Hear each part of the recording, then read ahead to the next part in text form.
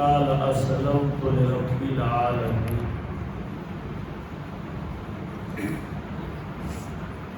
گزشتہ 3 درسوں میں آپ کو بتایا گیا کہ لا الہ الا اللہ کے کچھ تقاضے ہیں، کچھ شرطیں ہیں، جن میں سے 5 شرطوں کے بارے میں ہم نے اور آپ نے سن لیا ہے۔ پہلی شرط لا الہ الا اللہ کا علم ہو، دوسری شرط لا الہ الا اللہ کا یقین ہو، تیسری شرط لا الہ الا اللہ کے سلسلے میں اخلاص ہو، چوتھی شرط ہے کہ لا الہ الا اللہ کہنے میں صداقت اور سچائی ہو، پانچویں شرط لا الہ الا اللہ سے محبت ہو۔ اس کے بعد چھٹی شرط ہے کہ لا الہ الا اللہ کے لیے انقیاد ہو، تابعداری ہو۔ لا الہ الا اللہ کہنے کے بعد یعنی اس دعوے کے بعد کہ اللہ ہی معبود برحق ہے، اللہ ہی سچا معبود ہے، یہ کہنے کے بعد اس کی اطاعت و فرما برداری ہو، اس کی تابعداری ہو۔ اللہ رب العالمین نے سورہ زمر میں بیان کیا آیت نمبر 54 میں وَأَنِيبُوا إِلَىٰ رَبِّكُمْ وَأَسْلِمُوا لَهُ، اپنے رب کی طرف رجوع کر لو اور اس کے لیے مکمل طور سے جھک جاؤ۔ تو مکمل طور سے جھک جانا یہی تابعداری ہے، یہی فرما برداری۔ اللہ تعالی نے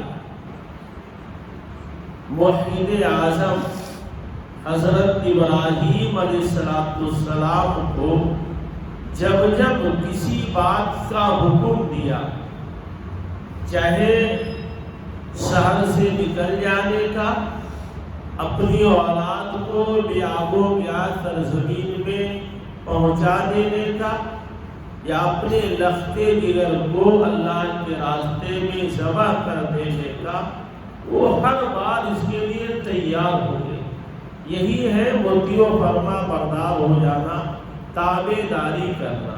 اللہ تعالیٰ نے سورہ بقرہ آیت نمبر 131 میں بیان کیا ہے اِذْ قَالَ لَهُ رَبُّهُ أَسْلِمْ قَالَ أَسْلَمْتُ لِرَبِّ الْعَالَمِينَ، جب جب ان کے رب نے کہا کہ تو مطیع فرما بردار ہو جا، جھک جا، کہا میں رب العالمین کا مطیع فرما بردار ہو گیا، میں اس کے لیے جھک گیا۔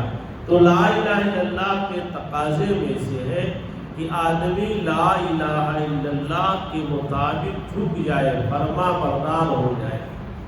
اور لا الہ الا اللہ کی 7ویں شرط یہ ہے کہ آدمی اس کو ہر طرح سے قبول کر لے، اس کو قبول کر لے کہ واقعی اللہ تعالیٰ ہی معبود برحق ہے، اللہ کے علاوہ کوئی اور معبود نہیں، وہی معبود برحق۔ اور اس قبولیت کے بعد کسی بھی طرح سے اس کو اپنے اندر سے نکلنے نہ دے، اس کو یقین کامل ہو جائے کہ ہاں واقعی اللہ تعالیٰ ہے، اس کے لیے ہر طرح کے چیلنجوں کا مقابلہ کرنے کے لیے تیار ہو جائے۔ کیونکہ یہ لا الہ الا اللہ، اس سے دل و دماغ میں، جسم کے اندر ایک طرح سے بجلی دوڑ جاتی ہے، روح میں تازگی آ جاتی ہے، آدمی میں ایک طرح سے بے خوفی اور جرات پیدا ہو جاتی ہے۔ آسان لفظوں میں کہیں تو یہ لا الہ الا اللہ آدمی کے اندر شجاعت اور بہادری پیدا کرتی ہے۔ لا الہ الا اللہ کہنے والا کبھی بزدل نہیں ہو سکتا، اگر بزدلی ہے تو گویا کہ یہ تمام شرطیں اس کے اندر نہیں پائی جاتی۔ ایک مثال میں دوں آپ کو حدیث کے حوالے سے صحیح مسلم کتاب و فضائل صحابہ میں امام نووی نے حضرت ابو ذر غفاری کے فضیلت کی حدیث بیان کی۔ حدیث کے راوی عبداللہ ابن عباس رضی اللہ تعالیٰ عنہما ہے، بیان کرتے ہیں لما بعث ابا ذر مبعث النبی بمکہ کا، روایت تھوڑی سی لمبی ہے لیکن بہت اہم ہے سمجھنے کی۔ عبداللہ ابن عباس رضی اللہ عنہ کہتے ہیں کہ جب حضرت ابو ذر غفاری کو، یہ مکہ سے دور غفار نام کے قبیلے میں رہتے تھے، جب ان تک یہ بات پہنچی کہ مکہ میں محمد صلی اللہ علیہ وسلم، محمد نام کے ایک شخص ہیں جن کا یہ دعویٰ ہے انہو یاتیہ الخبر من السماء، کہ ان کے پاس آسمان سے خبر آتی ہے، فرشتہ آتا ہے، وہ اللہ کے رسول۔ مکہ میں محمد نام کے ایک شخص نے دعویٰ کیا ہے کہ وہ اللہ کے رسول ہے، ان کے پاس آسمان سے خبر آتی ہے۔ تو انہوں نے اپنے بھائی انیس کو مکہ بھیجا کہ جا کر کے اس آدمی کے بارے میں پتہ لگاؤ کہ واقعی ایسا جو مکہ والے افواہ پھیلائے ہوئے ہیں کیا یہ صحیح ہے۔ ان کے بھائی انیس اپنے قبیلے سے مکہ گئے اور پتہ لگا کر کے آئے تو بتایا کہ ہاں اس آدمی کے بارے میں یہ پتہ چلا ہے انہو یامر بمکارم الاخلاق، کہ وہ اچھے اخلاق کی تعلیم دیتے ہیں اور جو کچھ وہ پیش کرتے ہیں وہ شعر و شاعری نہیں ہے، واقعی اللہ کا کلام ہے۔ لیکن انیس کی اتنی گفتگو سے، اتنی باتوں سے ابو ذر غفاری کو تسلی نہیں ہوئی۔ انہوں نے زیادہ راہ تیار کیا، توسا لیا، ایک چمڑے کے برتن میں تھوڑا سا پانی لیا اور وہاں سے مکہ کی طرف روانہ ہو گئے۔ مکہ آئے، خانہ کعبہ میں داخل ہوئے، اللہ کے نبی کو تلاشنے لگے۔ ولا یعرفہ، لیکن آپ کو پہچانتے نہیں تھے، لیکن کسی سے پوچھ بھی نہیں رہے تھے کہ کہیں ایسا نہ ہو لوگ جان جائیں یہ بھی محمد کے ماننے والوں میں سے۔ کریہا ان یسألہ، انہوں نے کسی سے پوچھنا بھی گوارا نہیں کیا، اپنے طور پر تلاش کرتے رہے، یہاں تک کہ شام ہو گئی، رات ہو گئی، خانہ کعبہ میں گئے، فاضطجع، وہاں لیٹ گئے۔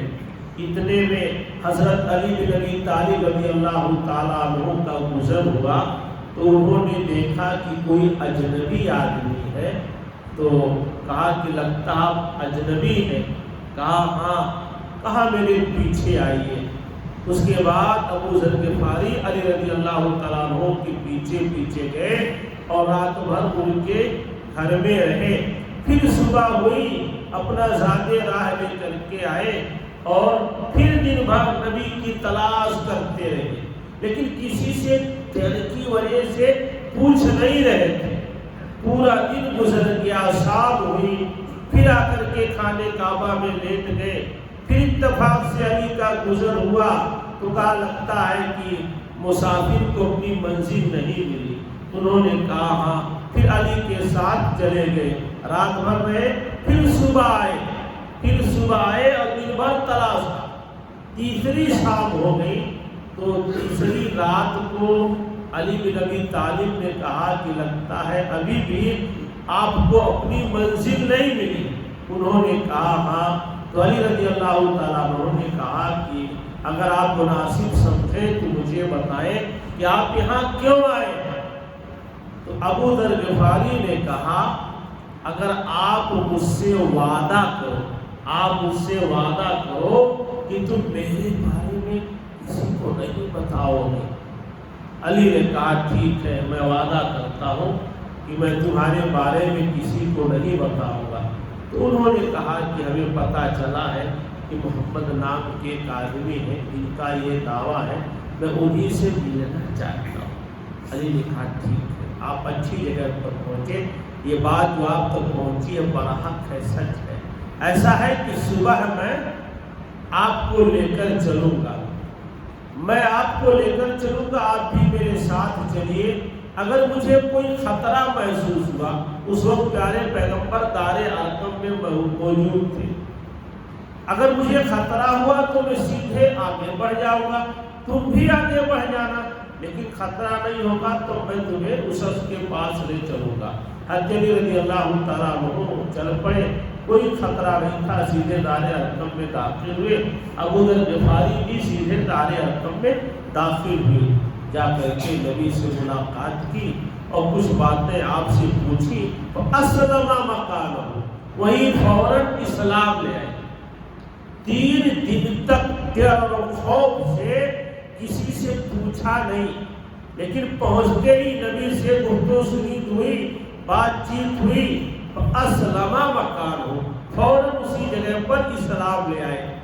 نبی نے فرمایا کہ ایسا ہے، اپنے قبیلے جاؤ اور وہاں لوگوں کو اس کے بارے میں بتاؤ، حتی عتیق کا امری، ابھی حالات ٹھیک نہیں ہے۔ ابھی دیکھیے ہم لوگ بھی چوری چھپے یہاں کام کر رہے ہیں، ابھی حالات ٹھیک نہیں ہے، اپنے قبیلے جاؤ، جب میری طرف سے کوئی حکم آئے گا تب تمہیں بتایا جائے گا۔ اس موقع پر جو ابھی چند لمحے پہلے حضرت ابو ذر غفاری سلام لائے اور جو 3 دن سے چوری چھپے آپ کو تلاش رہے تھے، کسی سے ڈر کی وجہ سے پوچھ نہیں رہے تھے، انہوں نے کہا والذی نفسی بیدی، قسم ذات کی جس کے ہاتھ میں میری جان ہے، لأصرخن بہا بین ظہرانین، اللہ کی قسم اس کلمے کو میں مکہ والوں کے درمیان چیخ چیخ کر کے بیان کروں گا۔ سیدھے نکلے، مسجد حرام میں آئے، بڑے بڑے مشرکین موجود تھے، رفع بأعلی صوتہ، بلند آواز سے انہوں نے کہا اشہد ان لا الہ الا اللہ واشہد ان محمدا رسول اللہ۔ کلمہ پڑھتے ہی اتنی طاقت توانائی آ گئی، اتنی جرات آ گئی کہ جہاں 3 دن سے ڈر و خوف کی بنیاد پر نبی کا نام نہیں لے پا رہے تھے، وہاں جا کر کے چیخ کر کے اس کلمہ کو علی اعلان پڑھا۔ سنتے ہی قوم کے لوگ پل پڑے، فَضَرَبُوهُ، اتنا مارا کہ ان کو چت لٹا دیا۔ کہیں سے حضرت عباس رضی اللہ تعالیٰ عنہ کو خبر ہوئی، بھاگے آئے، فَأَكَبَّ عَلَيْهِ، ان پر جھک گئے اور مشرکین کو طعنہ دیا، کہا وَيْلُكُمْ، تمہاری بربادی ہو، اما تعلمون انہ من غفار، تمہیں معلوم نہیں ہے یہ قبیلے غفار کے ہیں، تمہیں ملک شام جاتے وقت انہیں کے قبیلے پر سے گزرنا ہوتا ہے، لہذا تم ڈرو۔ یہ کیا ہے میرے بھائیوں؟ لا الہ الا اللہ سے جرأت پیدا ہوتی ہے، ہمت پیدا ہوتی ہے، ڈر خوف نکل جاتا ہے۔ وہ سب جو 3 دن سے ڈر کی وجہ سے نبی کا نام نہیں لے پا رہے تھے، کلمہ پڑھتی تھی، جرأت و بے خوفی پیدا ہوئی کہ انہیں دشمنوں کے سامنے علی اعلان جا کر کے انہوں نے کلمے کا آغاز اعلان کیا۔ تو یہ لا الہ الا اللہ آدمی دل سے قبول کر لے، کسی طور پر نکلنے نہ دے۔ ایک مثال دوں میں آپ کو، اللہ تعالیٰ نے قرآن کی کئی صورتوں میں، بالخصوص سورہ طٰہٰ میں حضرت موسیٰ علیہ السلام کی کا معجزہ اور فرعون کے جادوگروں کا قصہ بیان کیا ہے۔ سورہ طٰہٰ میں تو تفصیل سے ہے کہ جب حضرت موسیٰ نے اپنے عصا کو معجزانہ طور پر ظاہر کیا، اس وقت جادوگری تھی، لوگوں نے کہا یہ بھی جادو ہے۔ یہاں تک کی بات یہاں تک جا پہنچی کہ ایک دن جادوگروں کا مقابلہ ہونا چاہیے۔ فرعون نے ایک دن طے کیا، کوئی میرے ٹھیرے کا دن تھا، کہا اس دن سب کا مقابلہ ہوگا۔ پورے علاقے سے، مصر سے بڑے بڑے جادوگر ماہرین بلائے گئے۔ حضرت موسیٰ علیہ السلام بھی اپنی عصا لاٹھی لے کر کے پہنچے، بلکہ یہ کتاب ہے قصص النبی وغیرہ، بہت تفصیل سے اس میں ہے کہ جادوگر جب پہنچے تو فرعون سے کہتے تھے کہ ویسے ان کو یقین تھا کہ ہم ہی جیتیں گے، اگر ہم جیت گئے تو ہم کو انعام کیا ملے گا؟ فرعون نے کہا ہمارے مقربین میں سے ہو کے وزارت مل جائے گی۔ فرعون کی غربت بہت بڑا اعجاز تھا، کیونکہ جادوگر جانتے تھے کہ حضرت موسیٰ جب تک فرعون کے دربار میں پلے بڑھے وہاں جادو سیکھا ہی نہیں، بھاگ کر کے مدین چلے گئے تھے 10 سال، وہاں کوئی بہت بڑا جادوگر تھا ہی نہیں، اگر کچھ سیکھا ہوگا تو تھوڑا سا سیکھا ہوگا، اس لیے میدان ابھی ماریں گے۔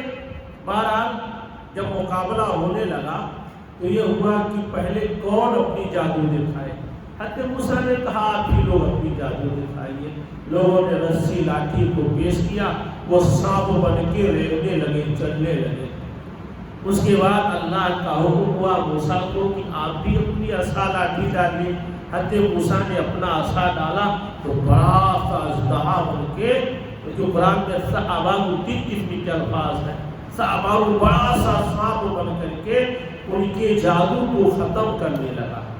وہ جادوگر جو برسوں سے اپنے فن کے ماہر تھے، وہ سمجھ گئے کہ موسیٰ نے جو پیش کیا ہے یہ جادو نہیں، یہ جادو نہیں ہے، واقعی یہ اللہ کے رسول اور پیغمبر ہیں، اور یہ جو پیش کیا انہوں نے ایک معجزہ ہے۔ قرآن میں ہے فَأُلْقِيَ السَّحَرَةُ سُجَّدًا، فوری طور پر جادوگروں نے اپنے آپ کو سجدے میں ڈال لیا اور کہا آمنا برب ہارون و موسیٰ، کہ ہم موسیٰ اور ہارون کے رب پر ایمان لاتے ہیں۔ فرعون بیٹھا ہوا ہے، وہیں پر اپنے ایمان کا اعلان کر دیا، کہا موسیٰ اور ہارون کے رب پر ایمان لاتے ہیں۔ فرعون نے کہا میری اجازت سے پہلے تم ایمان لے آئے، میں تمہارے ہاتھ پاؤں کاٹ دوں گا، تمہیں سولی پر چڑھا دوں گا، تمہیں معلوم ہے کہ میری دھمکی نہیں ہے، میں کر گزرتا ہوں، میں سخت سزا دیتا ہوں۔ لیکن اسی وقت جو جادوگر ابھی اس کے اشارے پر ناچ رہے تھے، فرعون کی آنکھوں میں آنکھیں ڈال کر کے کہا لن نؤثرک علی ما جاءنا من البینات، جو واضح دلائل ہم کو مل گئے ہیں، جو رب کی معرفت ہم کو حاصل ہو گئی ہے، جو ہم الہ واحد کو پہچان گئے ہیں، ہم اس پر تجھے ترجیح نہیں دے سکتے۔ فقدی مانتا کا، تجھے جو کرنا ہو کر لے، تو کیا کر سکتا ہے؟ دنیا میں مار سکتا ہے، کاٹ سکتا ہے، تجھے جو کرنا ہو کر لے۔ انا آمنا بربنا، ہم اپنے رب پر ایمان لائے، ہم اپنے رب پر ایمان لائے۔ میں آپ کو بتانا چاہتا ہوں کہ جو ابھی اس کے اشارے پر ناچ رہے تھے، ایمان لاتے ہی اتنی جرات ہمت پیدا ہو گئی کہ فرعون کی آنکھوں میں آنکھیں ڈال کر کے کہا ہم اپنے رب پر ایمان لائے ہیں۔ تو یہ لا الہ الا اللہ کی طاقت ہے کہ لا الہ الا اللہ جب ان تمام شرطوں کے مطابق کوئی آدمی کہتا ہے تو اس کے اندر ہمت و جرات پیدا ہو جاتی ہے۔ اللہ تعالیٰ یہ صفت، یہ کیفیت ہمارے اور آپ کے اندر بھی پیدا فرمائے۔ لا الہ الا اللہ کے جملہ تقاضوں کو پورا کرنے کی توفیق عطا فرمائے۔ الہ العالمین ہم تمام لوگوں کو لا الہ الا اللہ کی تمام شرطوں کو پورا کرنے کی توفیق عطا فرمائے۔ جب تک دنیا میں زندہ رکھے، ایمان سلام پر زندہ رکھے، جب ہمارا خاتمہ ہو تو ایمان سلام پر ہو۔ آمین۔ والسلام علیکم ورحمۃ اللہ وبرکاتہ۔